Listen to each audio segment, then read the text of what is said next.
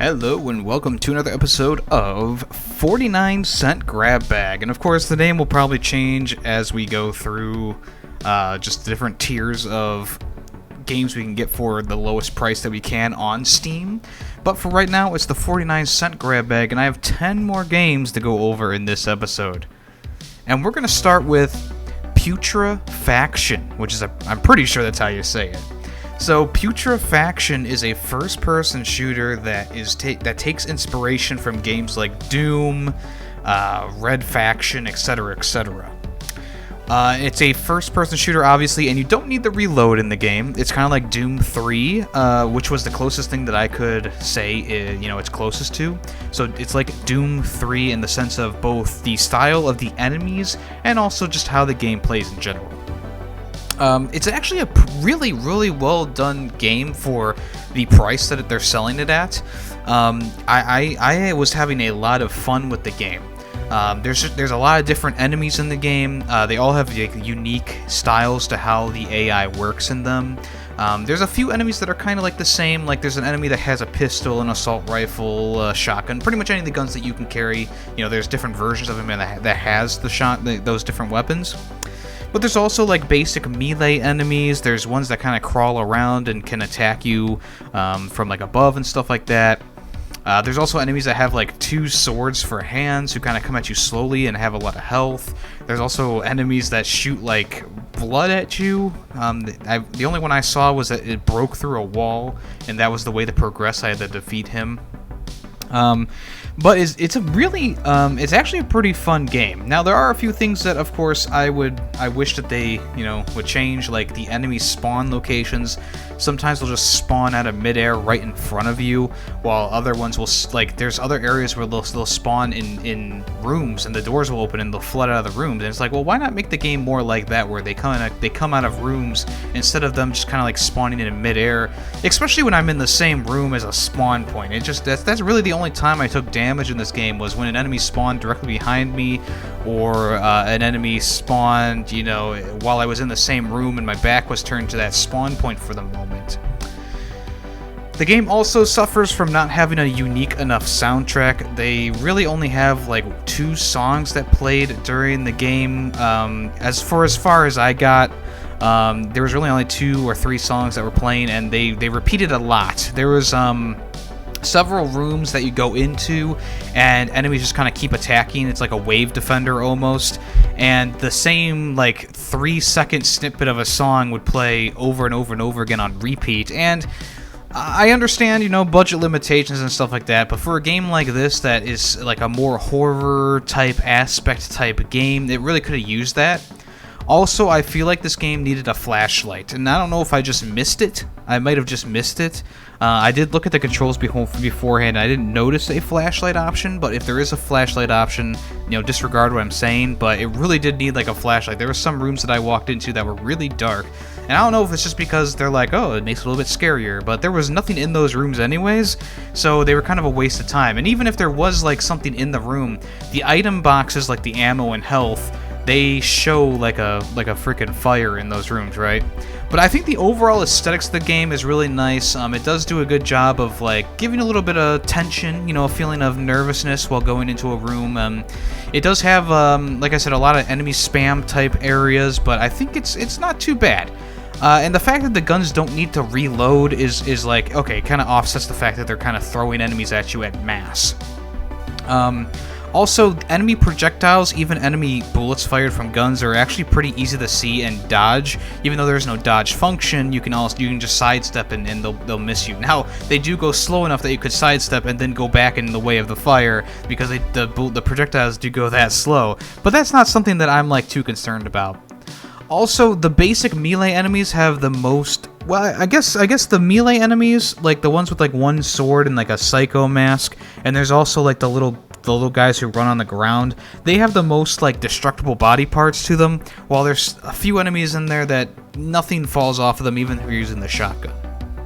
Another nice thing about this game that I don't want to forget to mention is that you have a secondary fire for a few different weapons. Not all the weapons have secondary fire, but there are a few that do. The assault rifle has like a stun. It shoots a stun out and it stuns a group of enemies. The shotgun has like a rocket launcher or something like that attached to it. But oddly enough, the minigun doesn't have a secondary fire, and the axe, you can get like a fire axe in the game. That doesn't have like a block option or a different option for swinging it. It just kind of swings wherever you want to swing it. So all in all, I would recommend this one. It's really a nice little game for what it's worth, and if you like the Doom 3 or a Doom style of game, this is definitely one for you. The sound effects in the game are great, except for the minigun sound effect. It feels like they pulled it out of like a stock folder, but other than that, I feel like the sound's really great in this game sound design. It just needs a little bit of work with like enemy spawns and stuff like that, but all in all, I do give it a thumbs up. I think it's actually a pretty cool game, so check it out if you want to. Runaway, contrary to what you might believe, has nothing to do with zombies. Now, Runaway is a pretty simple game. You play as a van, and you go onto a road. The road is in the shape of like a Z, so every turn is a right turn. And there's only one button to press in this game. You can either do spacebar or the left click, right? And depending on which way the road's going to go next, that is the way that the van will turn. You collect money along the way, and there's small wads of cash for about, I think they're like $10 or $20 each, and you have the big wads of cash, which are about $100 each. And collecting more will make you go faster. So the game had a challenge. It said, get to 5,000 to win. So I played for about 5 minutes, working really hard to get to that 5,000.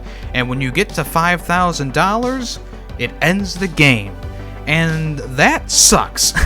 I just wanted to keep going, you know? Just keep it going. Let me just feel the open road. Maybe that's as fast as they could program the cars to go, is up to $5,000. Who knows? This is also a really easy game to get achievements on. If you're an achievement hunter on Steam, this one will take you about 15 to 20 minutes depending on how good you are at it. Me personally, it took me about 20 minutes to do, minus the parts where I was just kind of like jamming to the music at the main menu.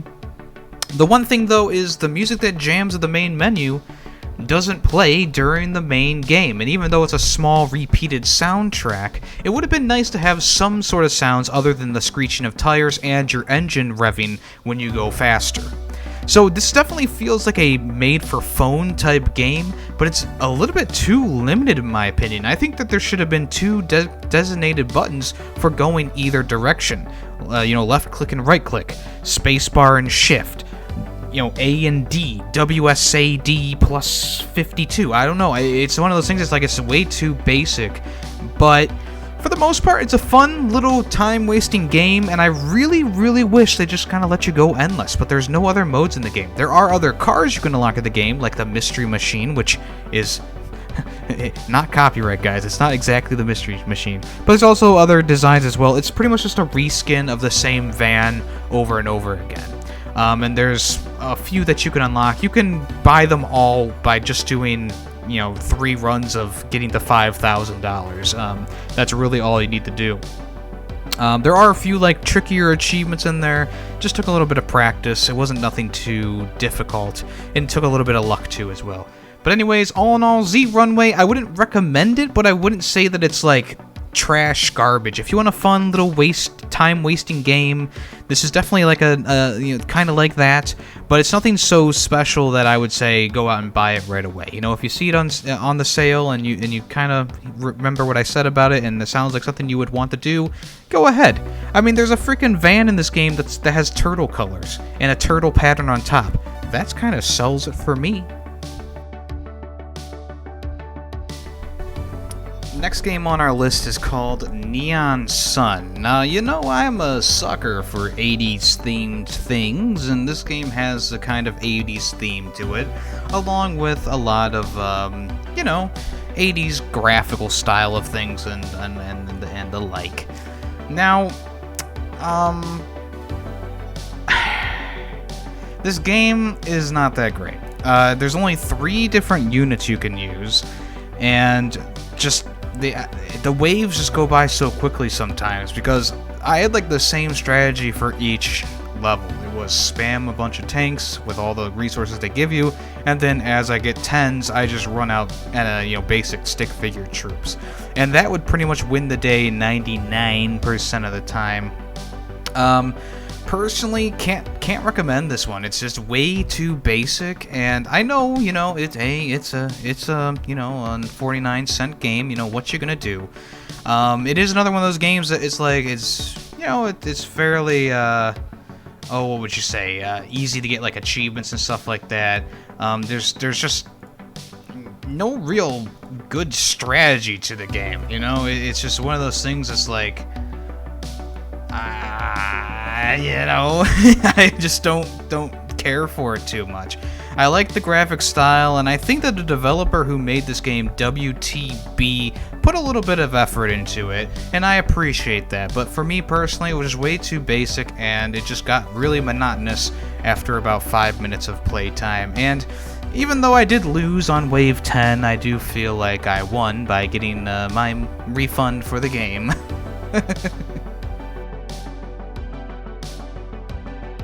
Gunscraft.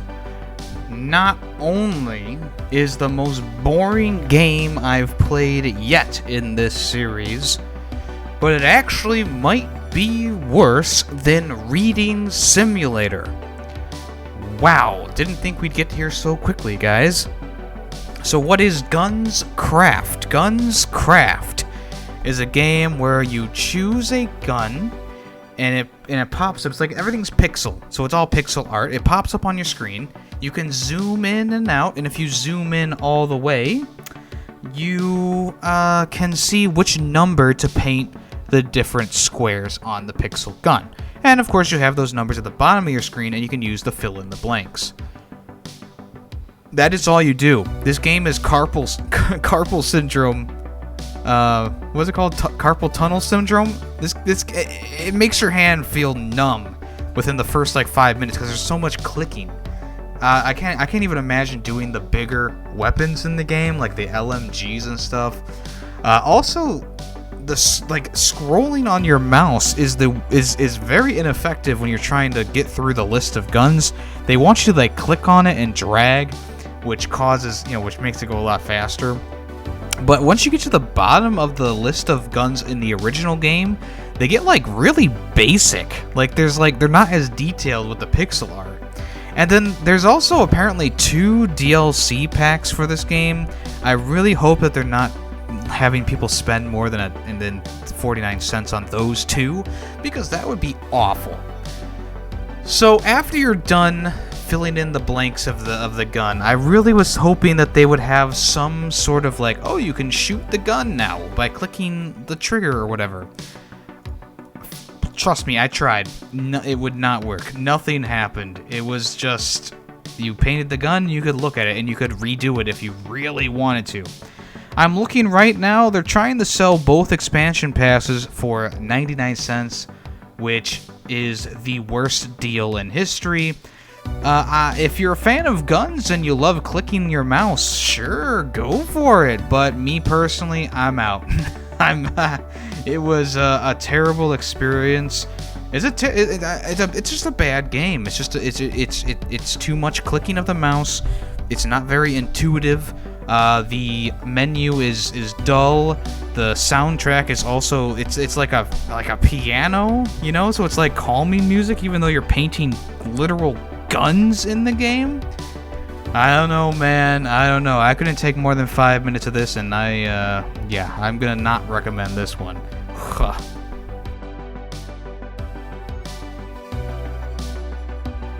I have never described a game to be hell so fast as Rainbow Duck. It's an endless runner where you play as a duck head, and you click the mouse to go into the up or down position, as you see on the screen. It has a lot of colors to it, and the background's kind of nice. I mean, the game looks nice overall, but the game is the embodiment of Satan. I don't know what else to tell you guys. It's a very difficult, endless runner, It's in the vein of like a Flappy Bird or something like that. I can only describe it as just unfair. I mean, right away the game puts you at disadvantages left and right. It knows, like, it just knows how you're going to react to a certain situation. So if you need to, like, let's say you're running along and you might hit a wall at the top. You switch to the bottom. Well, okay, there's a block in the middle of your way that will kill you. It's like the game knows what you're gonna do. The creator made this game to be the Dark Souls of endless runners. The soundtrack's boring. The game is infuriating at times, and actually most of the time. And I could not make it through more than like 2 minutes of playing this game. It was that bad. Definitely pass on this one. Definitely pass on this one. It's not fun. If you want a challenge, hell, go for it, man. Go for it. It's a challenge. It's not a fun one though.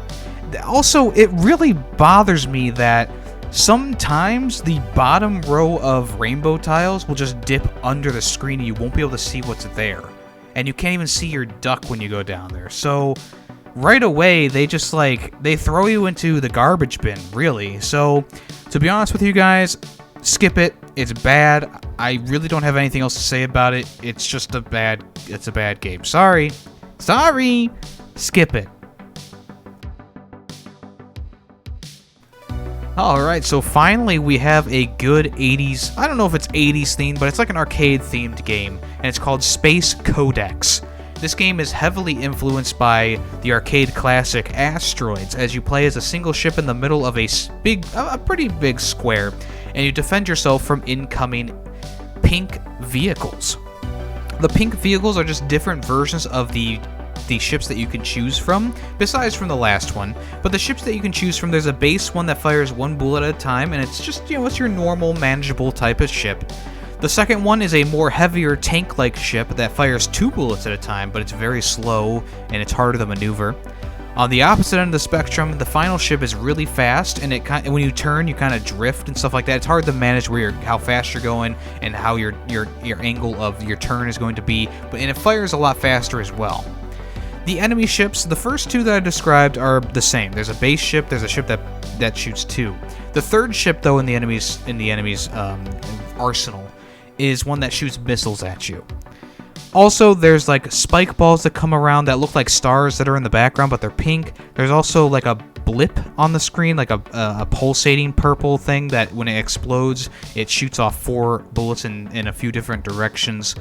And I think that's it for the enemies in the game. The walls can also be your enemy as well, because you can shoot through them when they blink out, but when they turn back on, you can't. Enemies can shoot through them at any time, but I've noticed that the enemies outside the main box won't shoot you until they actually come into the area, which is nice. As you get farther in the game, extra walls will pop up, which will make it harder for you to maneuver around them. And like I said, you can't shoot through the walls, so it'd be a little bit more difficult because the enemies will be shooting at you, but you have to maneuver around this wall. The enemies can also go through the walls as well. Just a reminder to myself and others. There are power-ups in the game, so there's a heart you can get. Each ship kind of has its own amount of damage you can take, but you get a heart and it'll increase your health if you've lost health. There's also one that will turn all your shots into the charge shot. So each vehicle has the same charge shot where you hold down right click, and when you release it, it'll do a bunch of bullets at the same time in like a spread pattern. This will allow you to just shoot the spread pattern all the time, and you don't have to click any buttons to shoot them. The guns automatically shoot for you. So it's all about timing, and it's all about maneuvering around the enemy bullets. And you can also shoot the enemy bullets, but it's more... I've found that shooting the enemy bullets while maneuvering around other ones is probably the best way to do it, which... Duh, Yemmy. There's also a power-up that will turn your gun into like a machine gun, so it'll just shoot bullets constantly for a little bit. There's also a shield you can get that will protect you from one hit, and I think that's it. There's also a boost option. If you press the spacebar, your ship will go a little bit faster. Of course, I wasn't using that a lot because I think that maneuverability outweighs speed in this game, especially because you can shoot the bullets. All in all, great game. I would recommend it. It's a good time-wasting game. It has a really nice classic feel to it. The achievements are pretty easy as well, but they're not so easy that you're going to get them within like 5 minutes. You know, it's actually it's actually a pretty tough game once you get past the first wave of enemies. Also, I almost forgot, there's also a mode called Dark Mode, which will give you like a really small field of view. It's definitely a step up, guys. So yeah, if you like these kind of games, like an old arcade style game, this one's definitely one for you, and I would recommend it. It's a really nice game for 49 cents. It definitely is worth it. So after one endless runner, I decided to give another one a chance. And I gotta say, it wasn't. I mean, obviously it was more fun than the last one we played, Rainbow Duck. But the game was still just, I don't know, it just wasn't fun to me. It's called Deadly Runner. It has a very interesting art style where it's like multiple like layers on the color palette. So you have the background, which is like orange. Then you have like the enemies and stuff having like they're like a shadow, like a black, and then they have it's almost like a 3D glasses effect where they have like a off-center like purplish color or something around them. I do like the graphical style in the game. I just can't get behind this one. The gameplay loop just isn't that much fun, and really there's a beginner mode, an experimental mode, and an expert mode, and there's really not too much of a difference between the three. The beginner mode obviously has less jumps to do and less tricky things to do, but to be honest with you, I felt like it was all just like the same like gameplay loop there. This is also another one of those games where it has a really super easy achievement list, so if you're a Steam achievement hunter, this might be a game that you want to look into for 49 cents. All you gotta do is jump 50 times, or as they spell it, JIMP, J-I-M-P, which kind of pisses me off. It also kind of pissed me off that every time I jumped, it would give me an achievement, and it was just always constantly in the corner until they ran out, of course.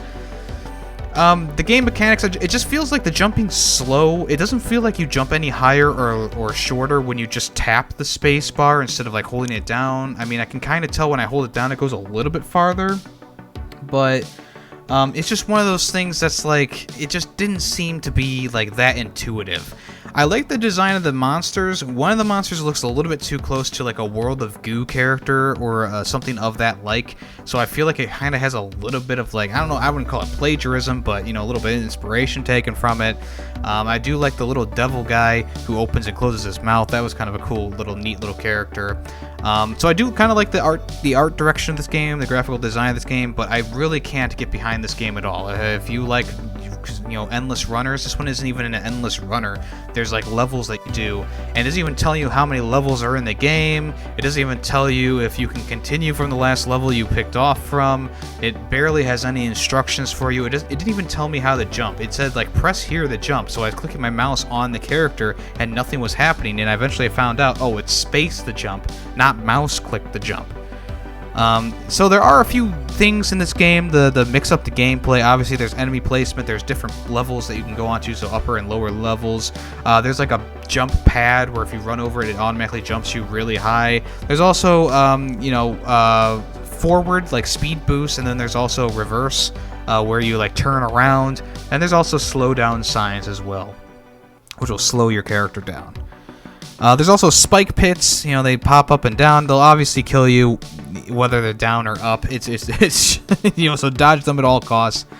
And then also, I think that they meant to do this, but there's sometimes a hard time deciphering what you can run into and what you can't run into. So towards the end of my time playing the game, there were like platforms hanging on vines in front of me, and I was like, oh, I don't know if I can jump on these or jump over these or go through them. And I found that you could go through them. I didn't really know that until I ran into one. Same thing with like there's trees and bushes and things that look like spikes, but they're not actually spikes. I think that they meant to do that, and I'm not going to knock them for that, but in the end, me personally, I can't recommend this game.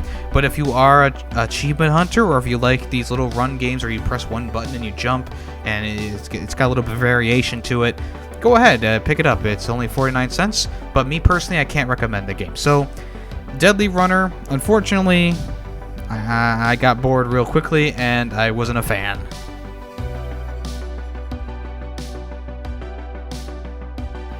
Next up on the list, we have a game that's called Where Are My Pipes?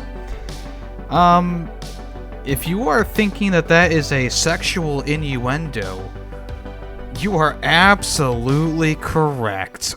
After a beaver destroys pipes under a building, a hot and sexy Bob the Builder type character comes and has to lay down the pipes. It's not fun. It's a very boring, mediocre kids game, but it doesn't feel like a kids game because there's so much like sexual innuendo throughout the whole thing that it kind of is a little bit awkward. The gameplay is slow and monotonous. You literally have to wait for pipes to appear, and you have a box that you can put the pipes that you don't want into. Well, that takes about 10 seconds to respawn every time you put a single pipe in there, and the game will give you pipes that you do not need. It's like you're playing Tetris on the hardest freaking mode. So, not only that, but I know I complained about this a lot, but the soundtrack in this game is absolutely terrible. It is mind-numbingly bad. The graphics in the game are nothing to be excited about. Even the stale pictures they use for cutscenes in the game just don't have any type of ring to them. They don't look that great. So if you want to look at a sexualized Bob the Builder, sure, go ahead, get this game for 49 cents. Me personally, I'm going to go ahead and say it is not, I would not recommend this. Yes, you do have a time limit to how long you can take to put the pipes down and then the water will run, but it doesn't automatically fail you if the water runs. It gives you 1 star, but you can still go through the level, place the pipes that you need, and finish the level, but it won't fail you. It's so weird, which is why I think it's a kids game. But then again, I don't know if it is a kids game. It's a mind-numbing experience that is kind of bad. It is really bad. So I would not recommend this one, even for 49 cents. It's not that great of a game, yeah, I'm gonna pass on that.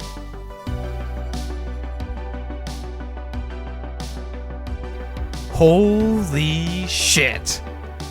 Game called Mailbox. All you gotta do is shoot the mail into the box like Angry Birds, right? There's a small square that you can shoot from, and the box is there. Depending on how far you go with your mouse after clicking is how fast it will go, and blah blah blah blah blah. Very basic game. This game is completely broken. If you're an achievement hunter, here you go. This is the best game for you because you can literally just click through the entire game, as I found out.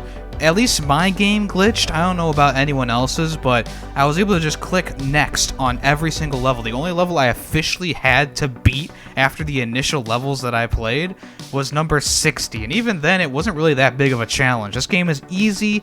I mean, it might be good for like a kid or something like that, but to be honest with you, broken games are terrible, and this game is broken as fuck, dude. You can just click through the entire game. I got all the achievements in like 2 seconds.